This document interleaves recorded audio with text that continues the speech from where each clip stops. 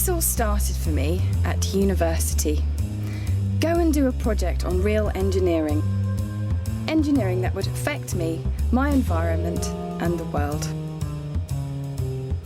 I needed help, and who better to ask than my father's friend?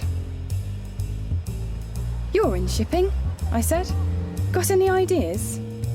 Oily water, he said. Oily water? Oily water, leave it to me. I said, why not the main engines? Or the generators? Or even the control systems? But no, he insisted it's got to be oily water. Because it's a problem, we can't just dump into the sea like we used to.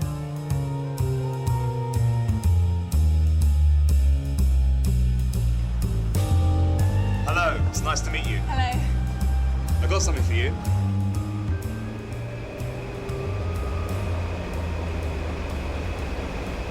So, oily water.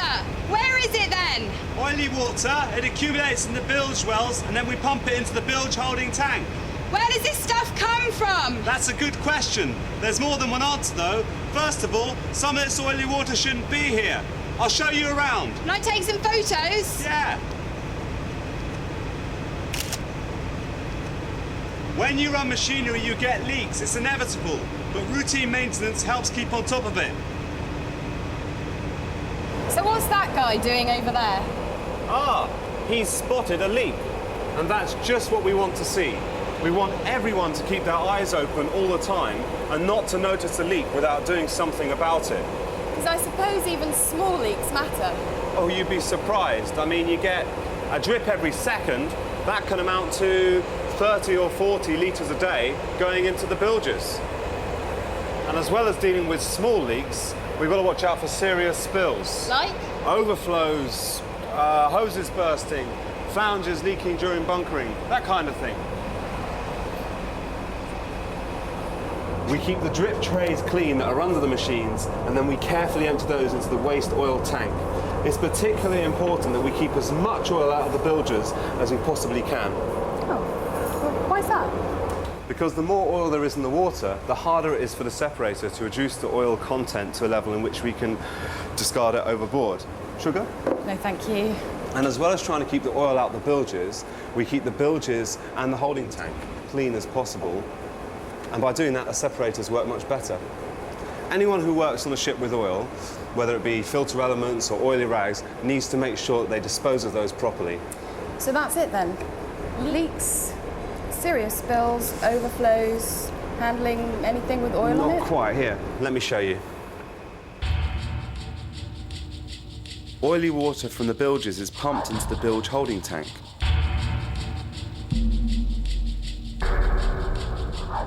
This allows some of the oil to be drawn off, but most of what ends up in that tank doesn't come from the leaks and so on we've just been talking about.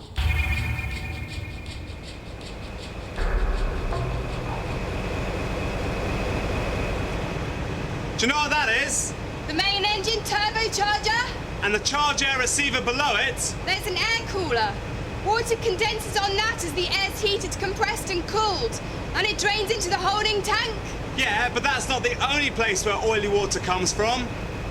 And the oil purifiers? Yeah, the dirty water generated by the purification process goes into one of the ship's sludge tanks. As the contents of these tanks settle, we decant the water from them into the holding tank.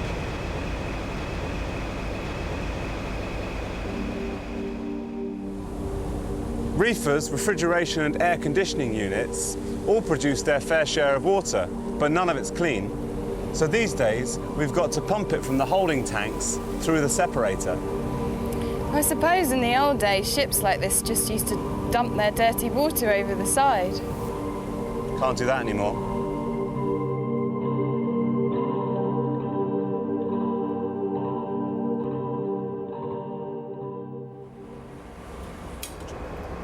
Do you know what a MARPOL is? Oh, some kind of regulation about marine pollution? That's right. It's the International Convention for the Prevention of Pollution from Ships, MARPOL for short. MARPOL says that we're allowed to discharge overboard water with an oil content of less than 15 parts per million. If it comes out the separator over 15 parts per million, it goes back into the holding tank. And the oil that's extracted by the separator goes into the waste oil tank. Okay. So what does 15 parts per million actually look like? It's about what's left in my teacup in 1 cubic metre of water. So you're going to show me the separator now? Not yet. We've got something else I need to talk to you about first. Cleaning. Oil and water don't mix.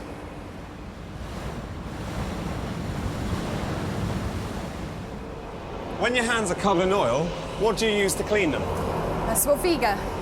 But that's an emulsifier, a chemical that stabilises a water-oil mix. Can't use that in the engine room. Why? Does it keep the separators from working? Actually, it's okay for washing your hands because the sink drains into the grey water line of the sewage system. But for anything that might end up in the bilges, we need to use a special non-emulsifying cleaner. And that's the problem? No, not for most cleaning jobs, but it's not as powerful as an emulsifier, and when we have to clean the oil that accumulates on the outside of the air cooler in the charged air receiver, it doesn't work properly. We have to use an emulsifier. So what's the solution then? There isn't a perfect solution, but adding a drum of quick-breaking chemical to break down the emulsion seems to work quite well. So what do you do when you use gas oil as a cleaner? Obviously, we don't want the dirt oil to end up in the bilges, and anybody who does this job on board should know how to get rid of it properly. What we normally do is put it in the fuel oil sludge tank. Should we get some fresh air?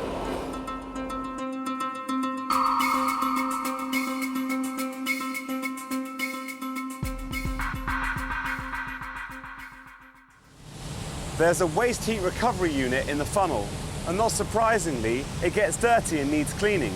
That's not a problem at sea. The steam soot blowers simply blow the soot out of the funnel. But in port, we use water, a pressure washer. With a cleaning fluid? No, the problem's the soot.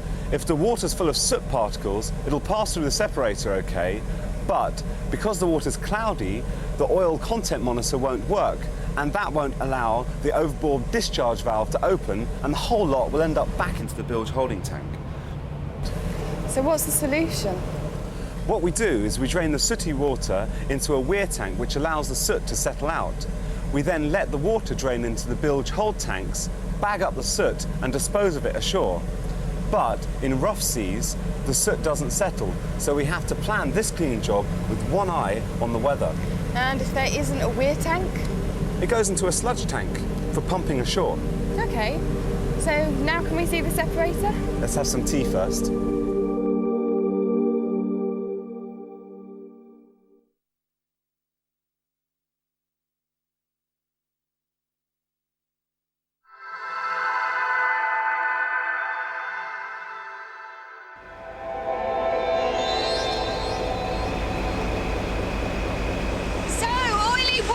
From leaks and spills and cleaning ends up in the bilges.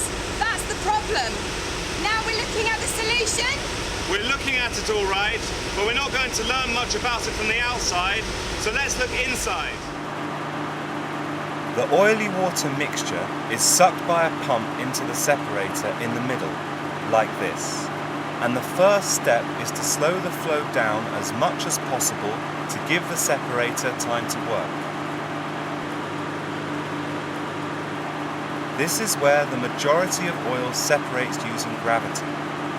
In this one, corrugated plates are used to increase the surface area, which encourages the globules of oil to stick together and rise into the oil chamber. There are two probes that control the amount of dirty water in the machine. The first cuts the pump that is filling the unit and so gives it time to separate, and the other switches on when the oil chamber is full to discharge the separated oil.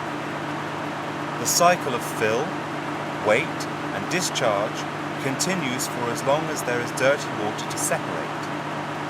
Remember that the unit is filled by sucking the water through it. Pushing it through a high-speed pump would just emulsify the oil-water mix and stop any separation at all. So, put oily water in a jar, given time it will separate. pump it at high speed through a narrow pipe, and it never will? Different designs vary in how they slow the flow, but basically they're taking the oily water from a narrow inlet pipe into a much wider container. Isn't there a problem with heavier fractions of oil? I mean, their specific gravities aren't so different from water, so what do you do about that? Heat. On this ship, we have heat coils built into the holding tank and the separator. We heat the mixture to encourage as much separation as possible before we turn on the separator. So is the oil and water drawn off at the top and bottom of stage 1? Not at the same time. Discharge is controlled by solenoid operating valves. Capacitance probes? Yeah, initially the separator is full of water. As the oil builds up, the capacitance changes until it reaches a preset level. This automatically opens the oil dump valve, which draws off the oil into a waste oil tank. Once most of the oil is gone, the valve closes and the remaining water is drawn off from the bottom into the second stage, the coalescer. Coalescing, that means sticking together, so sticking what together? The drops of oil remaining in the water after the first stage are so small that the force of friction between them and the water is stronger than the buoyancy force pushing them upwards, and the mix won't separate unless we make the drops bigger, and that's exactly what the second stage does. What happens if you double the diameter of each drop to the surface area? The area increases by a factor of 4. And the volume? At the same time, the volume increases by a factor of 8. And because buoyancy depends on volume and friction upon area, the buoyancy overcomes the friction and the larger drops rise. Exactly. The coalescing stage encourages the tiny drops of oil to stick together by passing the water from the first stage through a filter. The water passes through easily, but the oil sticks to it and forms into larger drops. As these are forced through, they rise to the top where the oil is drawn off. The water, which by this stage should contain less than 15 parts per million of oil, it passes through a membrane and is drawn off at the bottom. There's something else I want to show you. So tell me more about this 15 parts per million. I mean, how do you know you're within the standard? I suppose guessing isn't good enough. No, not really. 15 parts per million is about that much out of that much oil. And that's why we have an oil content monitor. This is how it works. Infrared light is shone through the water from the separator and onto a photo detector on the other side. If the water is 100% pure, the light will shine straight through. But it gets deflected by tiny drops of oil that haven't been removed by the separator. The more oil there is, the greater the scattering of light.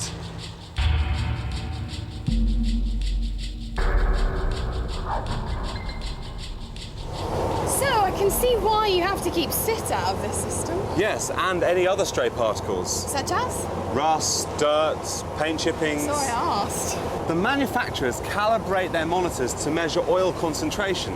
If this goes over 15 parts per million, the overboard discharge outlet of this three-way valve closes and an alarm sounds.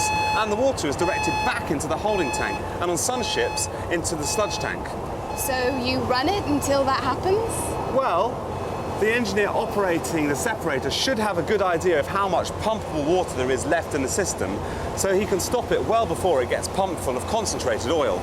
So it's left to the engineer to decide?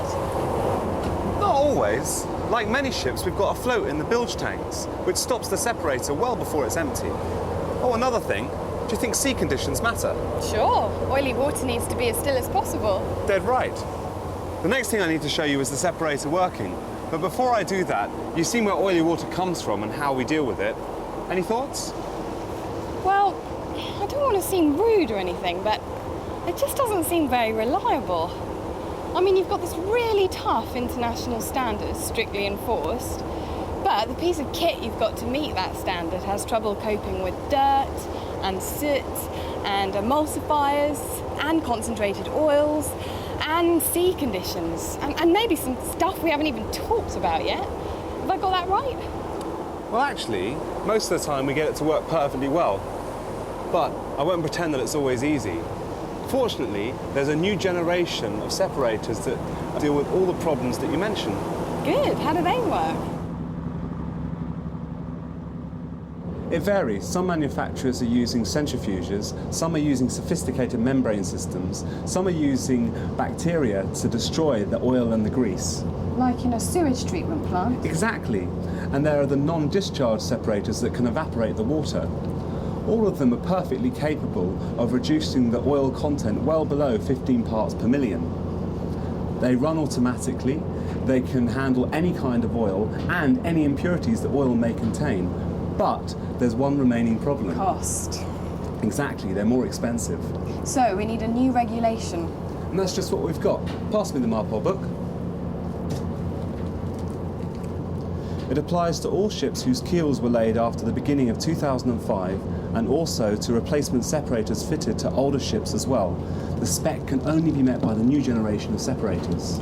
So this part of the engineer's job is going to be easier in future? Yes, but it will be some time before the conventional separators disappear. It's good practice to put the manufacturer's operating instructions close to the separator and systematically follow the steps laid out for running it. Who operates the separator? Obviously, it has to be someone who's been properly trained and is competent. It's important for junior members of the engineering team to be able to operate the equipment. When the engineer runs the separator, the last thing he does is to backflush with clean water. That cleans the filters in the coalescer and removes any oil in the separator stage. Once he's done that, he fills the separator with clean water. That way he can be sure it's clean the next time it's used. Of course, when flushing the separator, it must be impossible for the overboard discharge valve to open. Why? Because we have to be able to show that any water that goes over the side has been properly separated and its oil content accurately checked. What's the white box? What's it for? It's a bit like the black box on a plane. It's for protection, yours and mine. The chief engineer's got the key. That means no one can interfere with the monitor or the three-way valve while the separator is operating. That's not the only protective measure we take. Look at these valves and flanges. They're all sealed with plastic. Where we use padlocks, the chief engineer keeps the keys. Where we use numbered plastic seals, we record the seal numbers in the engine logbooks.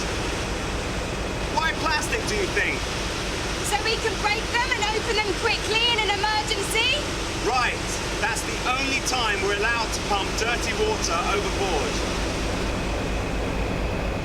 So what about maintenance? I assume manufacturers supply detailed preventative maintenance programs.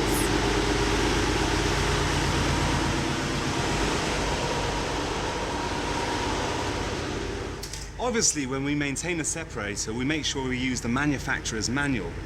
But although the operational manual contains a detailed fault list, it doesn't come with a standard PMS. Sorry, PMS? Planned maintenance schedule. Required maintenance frequency depends entirely upon usage, and that varies from ship to ship. What do you think a standard PMS should cover? Opening the separators and cleaning them? Anything else? Checking that the three-way valve and the alarm works. What about the monitor? Does it need regular recalibration? It does, and that's something that we can't do on board. We can and do test the monitor, but recalibration is a job for someone who's properly qualified. So what tests do you do? We run fresh water through the monitor before each use and check for 0 readings and there's no alarms.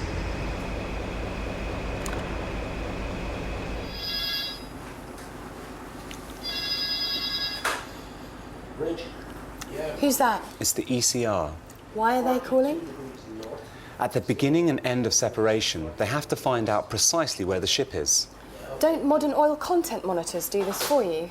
No, they don't. We have to speak to the bridge and get a GPS reading that we can enter into the oil record book, along with other information as required by MARPOL.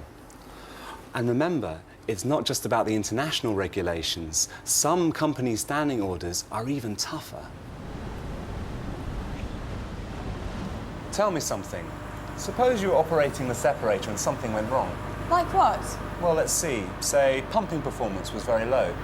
I check the manual to see what the problem is. That's all very well, but when the separator goes wrong, you shut it down before anything else. Then you can read the manual. Whatever happens, we have to make sure that no oil goes into the sea. Well, no more than 15 parts per million, that is. Okay. And there's another thing about situations like this. We mustn't be tempted to get too clever. What do you mean? Sometimes, not often I hope, you'll see a solution to an oily water problem that involves breaking the rules. Don't. It's not worth it. If the only solution is illegal, we dump the problem on the shore office, not over the side. We have to be very, very careful. So, oily water separators. Fascinating. Would you like to stay for dinner? I'd love to, but I think my taxi will be here in a minute.